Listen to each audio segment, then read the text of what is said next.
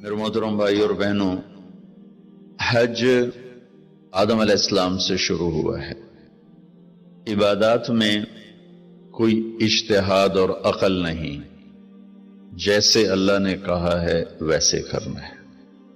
نماز اپنی عقل سے ہم معلوم نہیں کر سکتے، روزہ ہے، حج ہے۔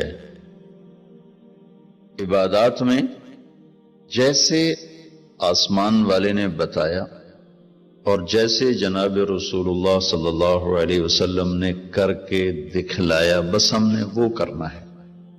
باقی چیزوں میں معاملات ہیں، زندگی کی باقی ضروریات ہیں، اس میں زمانے کے لحاظ سے سوچ بچار بھی ہے، تبدیلی بھی ہے، اجتہاد بھی ہے۔ عبادت اسے کہتے ہیں جس میں بس جو اللہ نے کہا، جو اس کے نبی نے فرمایا، کر کے دکھایا، ویسے کرنا ہے۔ ہمارے نبی پاک کا میں تھوڑا سا آپ کو مختصر خاکہ حج کا بتا دیتا ہوں۔ جناب رسول اللہ صلی اللہ تعالی علیہ وسلم نے حج کا جب اعلان فرمایا، یہ 10 ہجری، تو اطراف سے قبائل جمع ہوئے، کوئی 12,000 کا مجمع اکٹھا ہو گیا مدینہ میں۔ 25 تاریخ کو بروز ہفتہ آپ نے نماز ظہر سے پہلے غسل فرما کے 2 چادریں احرام کی نیت کے بغیر 2 چادریں باندھ، کرتا بھی اتار دیا، تہمد بھی اتار دیا۔ سحارا ایک بستی ہے جو آج کل مسقط میں آتی، وہاں سے ایک کپڑا آتا تھا، اس کی آپ نے 2 چادریں لی۔ پھر آپ نے ظہر کی نماز کے بعد اپنے پورے قافلے کو لیا، ذوالحلیفہ جس کو آج کل ابیار علی کہتے ہیں، یہاں آپ نے آ کر قیام فرمایا، اور عصر، مغرب، عشاء اور فجر اور ظہر 5 نمازیں آپ نے یہاں ادا فرمائیں۔ آپ گزر رہے تھے کہ جبریل ہے کہ یا رسول اللہ، اللہ فرما رہے ہیں یہ پاک وادی ہے، یہاں آپ قیام فرمائیں۔ ایک رات کی قیام کے بعد صبح آپ نے فجر کی نماز کے بعد غسل فرمایا، خوشبو لگائی، اپنے بالوں کو تیل لگایا، پھر شہد لگایا۔ شہد گوند کا کام دیتا ہے، چونکہ اب ننگے سر جانا تھا تو بال بڑے تھے آپ کے، شانوں تک آئے ہوئے تھے، تو آپ نے ان کو شہد لگا کے نا وہ جوڑ دیا، آپس میں جوڑ دیا۔ اور عائشہ رضی اللہ تعالیٰ نے آپ کو خوشبو لگائی۔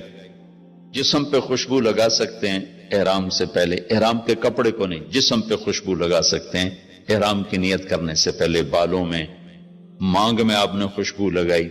پھر اس کے بعد آپ نے ظہر کی نماز ادا فرمائی اور آپ اونٹنی پہ سوار ہوئے اور قبلہ رخ ہو کر آپ نے کہا لبیک حجۃ اللہم لبیک، اپنے حج کا احرام باندھا۔ تو جبریل آئے کہ یا رسول اللہ، اللہ تعالیٰ فرما رہے ہیں عمرے کو شامل فرمائیں۔ وہاں سے آپ چلے، آپ کے ساتھ کوئی 12,000 کا مجمع تھا، اور آپ ملل میں آپ نے قیام فرمایا۔ ملل سے نکلے اور روحا میں پہنچے۔ روحا میں کنواں ہے، وہاں 70 نبیوں نے قیام کیا ہے حج کے دوران، حج پر جاتے اور آتے ہوئے۔ وہاں آپ نے بھی قیام فرمایا، رات بھی ٹھہرے۔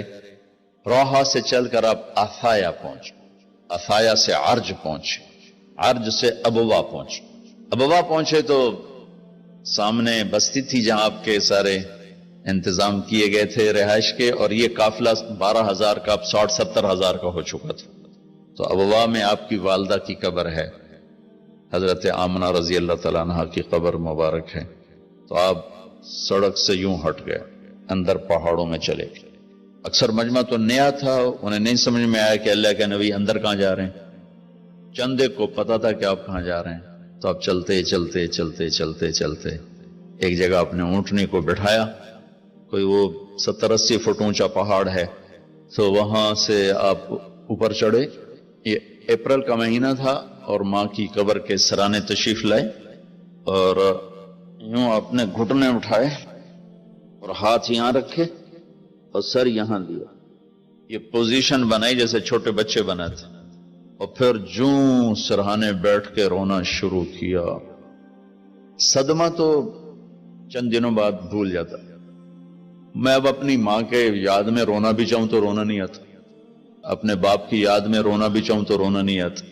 اور میرے نبی کو 57 برس گزر چکے تھے ماں کے گئے ہوئے، تو وہ 57 سال پرانا درد ابھی زخم بھرا نہیں، آپ اس پوزیشن میں بیٹھے اور اتنا روئے کہ سارا رواں آپ کا آنکھ بن کے رو رہا تھا، وہ ساری داڑھی آپ کی آنسوں سے تر ہو گئی، اور آپ نے آگے جانے سے انکار کر دیا کہ میں آج رات اپنی ماں کے پاس ٹھہروں گا۔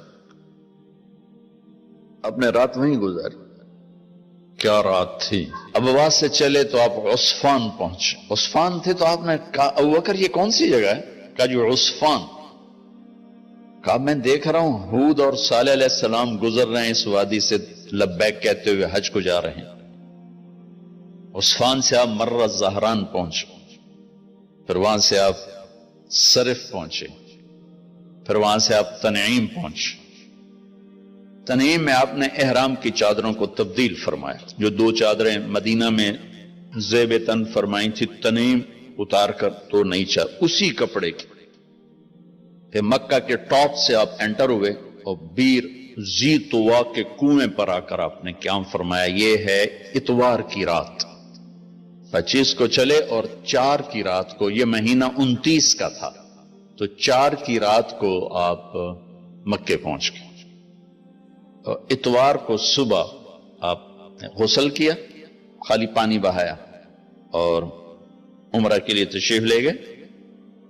صفا مروہ کی طرف سے آپ پہنچے، بابو بنی شیبہ کے سامنے آپ نے اونٹنی کو بٹھایا تو بنو ہاشم خاندان کے بچے آ گئے، ان سب کو ملے، کئیوں کو اونٹنی پہ بٹھا لیا، کئیوں کو پیار کیا، گلے لگایا، پھر ان سب سے ہو کر بابو بنی شیبہ، یہ بابو بنی عبد مناف تھا، آپ کے خاندان کا دروازہ تھا، اس سے آپ انٹر ہوئے، اور جب آپ فارغ ہوئے تو بابو بنی مخزوم سے آپ باہر نکلے۔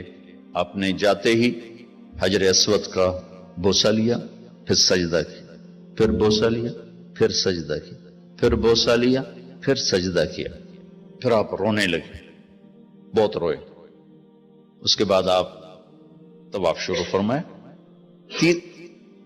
تیسرے یا چوتھے چکر میں آپ نے پانی بھی پیا، اور حضرت عمر سے فرمایا کہ عمر حجر اسود کے بوسے پہ لڑائی نہ کرنا، جگہ ملے تو لے لینا، جھگڑا نہ کرنا، جیسے ہمارے نادانی میں لوگ وہاں عورتیں بھی ایسی حماقت کرتی ہیں کہ ایک سنت عمل کے لیے فرض چھوڑ دیتے کہ مرد عورت کا یوں آپس میں اختلاط، یہ اس سے بچنا فرض ہے، اور وہ ایک سنت کے لیے گھس رہی، اور لڑائی جھگڑے فساد، قریب بھی نہیں جانا چاہیے۔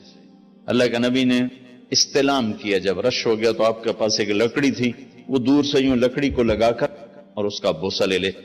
پہلا آپ نے بوسہ لیا، اس کے بعد رش ہو گیا تو پھر آپ نے ہر دفعہ بوسہ میں ایک دفعہ بوسہ لیا، اس کے بعد آپ کے پاس ایک لکڑی تھی، اس لکڑی کو آپ یوں چھوتے تھے اور حجر اسود کو، اور اس کا بوسہ لے لیتے تھے۔ بوسہ صرف ایک دفعہ، پھر جب آپ نے 2 نفل پڑھ لیے اور تشریف لے گئے صفا مروہ کے لیے، تو پھر حجر اسود کا بوسہ لیا اور آپ نے جا کر صفا مروہ پہ 7 چکر پورے کیے۔ بعض روایت میں ہے کہ 3 چکر پیدل کیے، پھر مجمع زیادہ ہو گیا تو 4 اونٹنی پر بیٹھ کر گیا تاکہ لوگ دیکھ لیں۔ اس کے بعد آپ نے اعلان فرمایا کہ بھئی جن کے پاس قربانی کا جانور نہیں ہے وہ احرام کھول دو۔ تو صحابہ نے کہا یا رسول اللہ آپ کھولیں، تو آپ نے فرمایا کہ میرے پاس قربانی کا جانور ہے، ابو بکر کے پاس، عمر، زبید، طلحہ یہ نہیں کھولیں گے جو کہ ان کے پاس بھی قربانی کا جانور ہے، باقی جن کے پاس نہیں کھول دو۔ تو سب نے کھول دی، اور حج افراد بھی تمتع بن گیا، حج قران بھی تمتع بن گیا۔ اب نہیں ہو سکتا، اب جو نیت کریں گے وہی کرنی پڑے گی، لیکن اللہ کے نبی کا خاص حکم تھا تو سب کا حج تمتع بن گیا۔